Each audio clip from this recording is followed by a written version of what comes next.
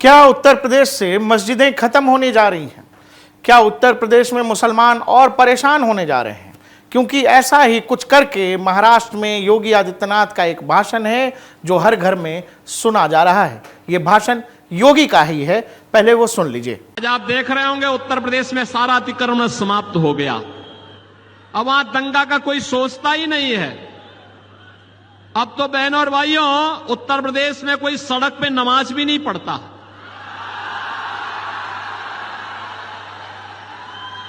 अब वहां मस्जिदों के भी माइक उतर गए। अगले 5 वर्ष में आप देखेंगे कि लोग भूल ही जाएंगे कि ये भी कोई चीज होती थी, कि चिल्लाहट होती थी, लोग परेशान होते थे, लोग भूल जाएंगे।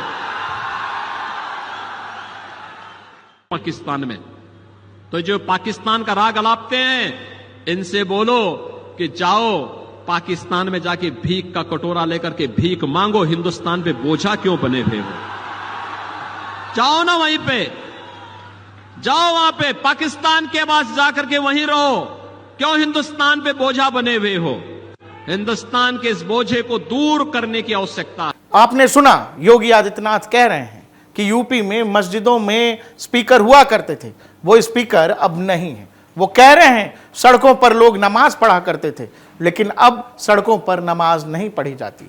वो कह रहे हैं कि एक वक्त था, आप 5 साल बाद ये सुनिएगा कि लोग कहेंगे कि ऐसी भी कोई चीज होती थी, इतना शोर शराबा होता था, इतनी चिल्लाहट होती थी, लेकिन अब वो चिल्लाहट बंद है। महाराष्ट्र में योगी आदित्यनाथ का ये भाषण हर कोई सुन रहा है। इंटरनेट के हर सोशल मीडिया प्लेटफॉर्म पर यह भाषण वायरल है।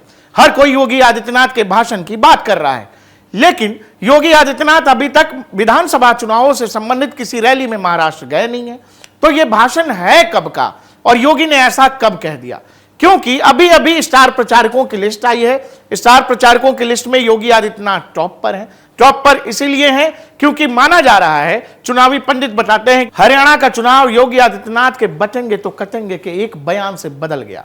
क्योंकि जो कांग्रेस हरियाणा क्लीन स्वीप करती हुई नजर आ रही थी, योगी आदित्यनाथ के एग्रेसिव कैंपेन से कांग्रेस हरियाणा हार गई।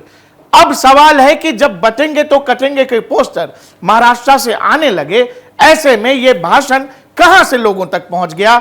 और यह भाषण है भी महाराष्ट्र का ही, लेकिन यह भाषण अभी का नहीं है। यह भाषण है दर्शकों 2 महीने पुराना।